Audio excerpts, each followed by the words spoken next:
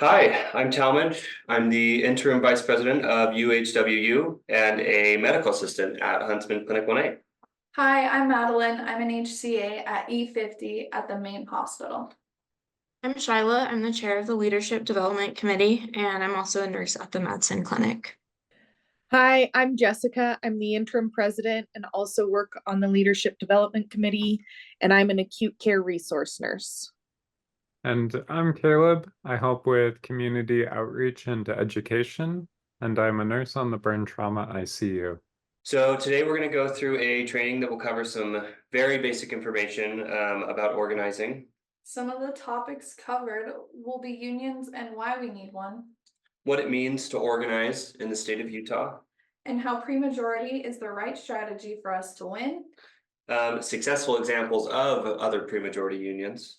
and how you can get started in your own organizing process. Okay, let's run through some basic union vocabulary. Union is a working class organization whose purpose is to advance the common interests of workers through collective actions and bargaining. Power is the ability to act. Organizing is a process of building power through collective action in order to address shared grievances or advance shared interests. Organizing of this sort is characterized by an emphasis on power relations and aligning interests. Okay, let's talk a little bit about why unions are necessary. Working people have immense social and economic power when their labor power is directed and channeled for a common cause. But individually, they are easily expendable and disregarded. Most of us live paycheck to paycheck.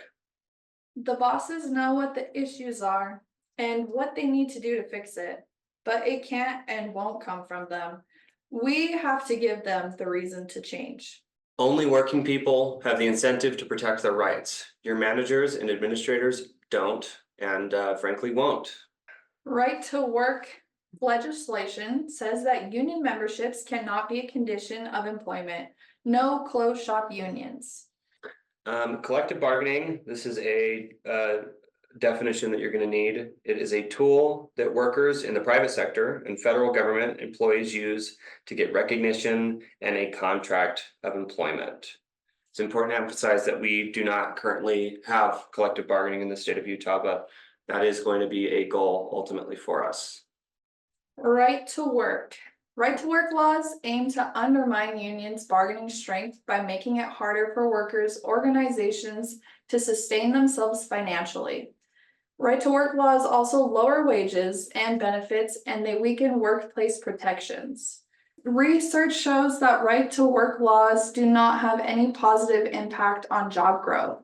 Right to work equals right to work for less. Okay, true that. Let's talk about this map real quick. So per statute, Utah Code 343416, nothing in this chapter shall be construed to deny the right of employees to collectively bargain with their employer by and through labor unions, labor organizations, or any other types of associations. On the screen here, you can see a map that shows state by state which states have collective bargaining rights and which states are right to work states. You see here that Utah, Colorado, and Arizona share similar legal frameworks where pre-majority unions are best employed. And again, this is due to their right to work status. CWA also has some kind of sister unions in those states, and that is kind of what we've based our own organizing effort on. All right, this slide might look familiar. It is a screenshot from Pulse. It is the university's official policy about labor unions. This screenshot is from January 2024, and it is subject to change. The reason it's subject to change is because the university makes the policy, so they can also change it. So remember, it does not preclude them from changing that policy. They can always change it if they want to. Okay, every employee is recognized to have the right to join or refuse an employee organization. For the purpose of this policy, employee organization includes a labor union or association. University administrators and supervisors may not intentionally either reward or penalize or threaten or promise either to reward or penalize an employee for joining or refusing to join an employee organization. If your leadership is threatening you with some sort of penalty, they are in violation of the university's own policy. If you see any of this happening, document the occurrence and please reach out to us. Our contact information will be in the video description. In addition to the U.S. policy of neutrality, the First Amendment protects our right to talk about our union, especially when we're able to talk about our personal lives at work with our coworkers. Talking about our union is no different. We also have the freedom of association to gather and carry out collective actions as an organized group. Here we go with some more vocabulary. Collective action and mobilizations are a key tactic of activism and organizing. The purpose to activate supporters and sympathizers to carry out specific actions or tasks in a coordinated way to enforce change or achieve a specific goal. Escalation is a strategy of increasing intensity and pressure of a campaign through specific tactical actions. Often when people think of escalations, they think of strikes. Though there are a variety of tactics we can use leading up to that, since a strike is the last resort option, we as workers make the profit of the health system, and we have a lot of power if we choose to withhold our labor.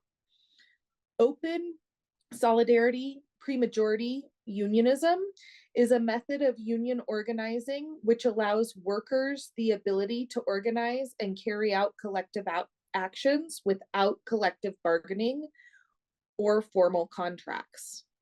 Collective bargaining is a tool and legal process in which some working people, through their unions, negotiate contracts with their employers to determine the terms of their employment, including pay, benefit, hours, leave, job health, and safety policies. So, pre-majority unionism is a model of unionism that is led by workers. We're all you health employees volunteering our time. Our union consists of our peers, and we all have a vested interest in doing what's right for the environment we work in. By allowing workers to have a voice, we are able to focus directly on issue-based campaigns that are the most relevant. Wall-to-wall unionism is an approach to organizing which includes all workers, regardless of job classification, wage, or role in production. We're not just nurses, all medical and non-medical staff who work for UHealth can join us. Our strategy is to build power by asking people to join our union, pay dues, and work together to address shared issues. We don't need official recognition to build collective power now. Public perception is a critical part of a successful campaign. The public can stand alongside workers in pressuring the hospital and politicians. Everyone in the Salt Lake Valley has a stake in our campaign.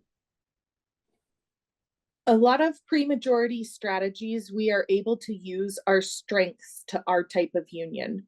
However, there are challenges as well. We need to consistently organize to maintain our momentum or grow. This requires active participation among our members and community. It is also less familiar form of union organizing, so this requires more explanation and education. Our goal with this presentation is to provide shared language and understanding in order to effectively organize for change. Having conversations with our peers and earning each other's trust is huge in this model. The more communication we have and the more participation we have, the swifter and better our outcomes will be. The more members we have, the more power we have. We conduct assessments and outreach to as many coworkers as possible.